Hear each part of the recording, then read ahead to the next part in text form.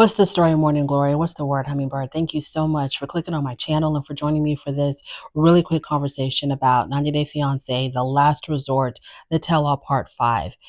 I can't believe that they stretched this over 5 weeks, which is over a month long, just for one reunion, for a season that really wasn't about much because these people came into this so-called resort the same way that they left it, absolutely dysfunctional. I understand that everybody is on this show for clout, for money. No one really cared about fixing any kind of relationship. I thought that the therapist, if these are real, legit therapists with actual degrees and qualifications and licenses, they completely wasted their time as far as trying to help people. Maybe the therapists were also in on it too. Maybe they knew that this is just a big farce. Maybe they were like, hey, let's just show up and get this check and go about our business. I don't know. But this was nothing about fixing anything. It never is. It never has been, and it never will be. It was just an excuse for these people to come back and for TLC to continue milking money out of them. Anywho, let's get into it. Gino, Jasmine, and Matt, all three of these people are complete and utter clowns. I can't believe that there are people out there who support one over the other, who are like, oh, Team Gino, Team Jasmine, or Gino did Jasmine so wrong, or Jasmine did Gino so wrong. All three of them are complete clowns. None of them are worth anything at all. Um, I don't know if this is real, if this is not real. What I do know is that this baby is real. Okay, the baby that Jasmine had is extremely real. She says that Matt is the father, so we're going to go with that until proven otherwise. And I'm just feel so bad and so sorry for this child that is born into this circus. It breaks my heart. Nobody cares about anybody. Everybody's just looking out for self. When they asked Jasmine, and I will be completely all over the place, I'm not going in any kind of linear order or any type of linear fashion. When they asked Jasmine, do you love Matt? Did they ask her if she loved? No, they asked her if she loved. No, they asked her if she loved Matt. They asked her that first. She couldn't say that she did. They asked her, do you love Gino? All she could answer was, well, I can't hate him. So she doesn't want to give an answer either way. So I don't know if she can't tell too much because they're going to be coming back on another franchise of 90 Day Fiance. The rumor is, and I think I've been seeing and reading that not Gino, but Jasmine probably is coming back on the single life. And I'm like, how are you coming back on the single life when you have two men? You have a husband, you have a boyfriend who's the father of your child. Where are you single? Anyways, so when they asked her, do you love Gino? All she could really say is, well, I can't hate him. I have love for him. Do you love Matt? She really couldn't give an answer to that. But when they asked Matt, do you love Jasmine? He said, yeah, because she's the mother of my child. Which to me, it's great. It's wonderful that you love her because she is, carrying your child and will be nurturing and raising your child, and you love her for that. That's a beautiful thing. But that just kind of gives that you are not really in a relationship with her, that y'all are not together. So what is going on here? Jasmine, what are you doing? You're marrying Gino, but then you decide that you want to have a boyfriend. You really don't want to be with the boyfriend. And in the middle of all of this, you had a kid. Then Matt said that, look, I've never really saw myself as someone who would get married and have children. That really wasn't, in my future plans. And so it's like, well, how did you get another man's wife pregnant then, if this was never in your plan? And y'all can absolutely 1,000% miss me on this whole thing of, oh, things just happened and the protection failed. Please miss me on that.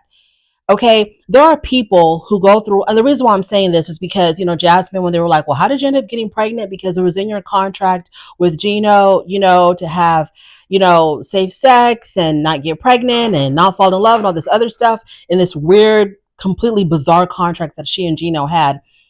And then she ends up getting pregnant. Like, I feel like it didn't even take that long. The woman is pregnant after she promised her husband that she would not do anything without protection. Now she's pregnant. Okay. So when they asked her, well, how did you end up pregnant? And she was like, well, things just happen. And I think she said something like all protection failed. Y'all miss me on that, please. Please, I am not a part of that ministry at all. There are people who go through their whole entire life, people who have no fertility issues, who will go through their whole entire life without producing one child, without a pregnancy scare, without losing a pregnancy. They will, because they make it a point to not do that. There are couples, and I see them all over TikTok. There are people out there who are broadcasting to the world, shouting from the mountaintop, I am child free. I want to be child free for the rest of my life. I have no intentions of having children. And guess what? They actually prevent having children. So how come these people can do it, but then these other people, things are always failing and breaking and not working and got caught up in the moment and things just happen? I don't understand, especially as old as these people are. If they were a lot younger, like in their 20s, maybe their 20s, maybe I can give you some grace. Okay, teenagers, whatever, absolutely I will give you grace. You're pushing 40, you're over 40, you're pushing 40, whatever the hell it is. You have children. Okay, Jasmine, you already have two other children, so you know how it works, you know how it goes. And you're going, oh, things just fail, the protection failed. I don't get it. If you are in this so-called polyamorous relationship where your husband is giving you permission to be with another man, but there are certain restrictions that you have to go by. For example, don't get pregnant. You would think that not only would you have one form of birth control, you might have two or three different forms of birth control because you are still someone else's wife. And you don't want your relationship is already messed up to begin with. Okay, it is toxic as a landfill, and still you can't. That's why I believe that Jasmine got pregnant on purpose or didn't care whether or not she got pregnant by Matt. And I keep on saying this. The irony of it all is that her own husband, Gino, wanted a child and she kept on putting him off, giving him all kinds of excuses, basically telling him, hell no, I don't want to have a kid with you. But then she ends up having a kid with somebody else. I will never believe in a million years that Jasmine has ever been into Gino. Does Gino treat Jasmine bad? Probably so. And he probably treats her bad because she treats him bad. They treat each other bad. It's kind of like what came first, the chicken or the egg? Who started treating the other bad first? Who the hell knows? This relationship is so messed up. Who the hell knows who began treating the other bad? They both treat each other badly. This is not a good, healthy relationship. They do not need to be together at all. The relationship is so messed up that it makes for very great TV. Okay, that's how sad and pathetic this is. Their relationship is so messed up that it makes for good TV for all these years that they've been on some form of 90 Day Fiancé. Gino calling Matt ugly, shut up, calling him names, stupid, and very, very childish. Okay, Matt and Gino should really have no interaction at all. Gino should have no words for Matt, and Matt should have no words for Gino, because it's the woman in the middle that's got both of y'all so messed up. There's no talk of Gino and Jasmine getting a divorce. I don't know if it's because of immigration purposes. Maybe even though as much as Jasmine mistreats Gino and as much as he mistreats her and they can't stand each other and they do these horrible things to one another, maybe Gino cannot find it in his heart to mess up her immigration process. I have no idea. Jasmine crying with the crocodile tears, trying to be like, oh, poor me. I'm the victim in all of this. People are going to think so bad of me, but I'm really a good person. Girl, get the hell out of here. You brought new life into your messed up situation. You brought new life into your messed up situation. And there's people out there, speaking of our other children, people are still like, oh, it's Gino's fault that her kids are not here. But okay, if it's Gino's fault 100% that her kids are not here, then why isn't she, instead of being worried about this polyamorous relationship and whatever, Gino's not sleeping with me, so I have to go sleep with another man to be happy in my marriage with Gino, then why don't you, instead of us listening to that mess, why don't we listen to you berate this man over and over and over again about bringing your kids here? I don't understand. I don't get it. The whole thing about how was Sean asked how is this supposed to fix your marriage? Because it would seem like it. Gino said, well, if I let her do what she wanted to do, then me and her would be closer. Me and her would be good. And then Sean was like, but the fact that she is sleeping with another man, wouldn't that make her closer to the other man? When the experts came out and they were talking about Jasmine and Gino and Matt and the African American one, I forgot her name, when she was talking about how she did not think that this relationship was fit for polyamory because They had too many problems. And so she would not have advised for that to happen, for them to go that route. Gino was like, well, no one ever told me. No one ever told me that. Gino, every single member of this cast told you don't do it. Everybody told you don't do this, Gino. This is not a good. Your boys, your BFFs, Josh and Rob and Brandon and Florian. They all told, even the girls, don't do this, Gino. She's going to make a fool out of you. Don't do this. You don't want to listen to anybody. So what difference would it have made if the expert told you? None whatsoever. You're going to do what Jasmine wanted you to do, as always. I don't understand why there is no intimacy between Gino and Jasmine. Whatever they're telling us, I don't believe it. I don't believe it. I don't believe it anymore. When Gino has always said, I don't sleep with her because she's constantly arguing with me and berating me. And we're always in this, really toxic situation. And so I have no desire to be with her intimately because we're constantly fighting. I don't believe that anymore. I used to give him the benefit of the doubt. It's like, okay, I can see how that can be. You're arguing. Now she wants to, have makeup sex. You're like really turned off by the horrible things that she probably told you, probably telling you how her ex-boyfriend Dane or whoever makes her, is better in bed than Gino could ever be, like the way she normally does, how she normally talks to Gino, always comparing him to somebody else and how somebody else was always better in bed than him. So I can understand him. I was like, okay, I can see that. You're not really feeling it after she's saying these horrible things. But now I don't believe any of these people anymore. I don't know why he's not sleeping with Jasmine. I don't know why Jasmine is begging him to. If it's not working, why don't y'all just go your separate ways? If it's not working out, I don't get it. But Jasmine, instead of you finding something better, or maybe just whatever, finding something, because I don't think Jasmine can ever be alone. I feel like she always has to have a man around to manipulate. So instead of you finding another man to dig your talons into, you want to stay with Gino and make him miserable and then make yourself miserable because he's miserable. Like, this doesn't make y'all, it just makes no sense. The only person that I have any sympathy for in this really diabolical dynamic is the baby. This poor child. Matt never wanted kids, but then you end up getting another man's wife pregnant. Another thing, I believe, this is my own personal opinion, I'm not saying this is fact, I believe that Jasmine probably told Matt that she was on birth control. And, him being as foolish as he is, he was probably like, okay. And so she gets pregnant and he probably was like, what the hell, Jasmine? You told me you're on birth control. Oh, it failed. Birth control failed. With all the different forms of birth control out there, and yes, I have heard the stories. Trust me, believe me when I tell you, I've heard the stories of people saying that they had their whole uterus removed and they still got pregnant. I've heard the stories of failed tubal ligation or whatever they want to call it. I've heard the stories of failed vasectomies. I've heard the stories of condoms breaking. I've heard the stories of birth control failing. I've heard it all. Yes, I get it. I understand it. In this situation with these specific people, I don't buy it. Moving on to Josh and Natalie.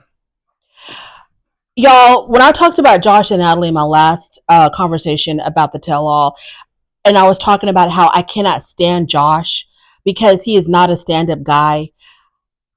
I don't like how he is criticizing, talking bad, putting Natalie down all the time, but then he comes right back and sleeps with her. I can't stand that.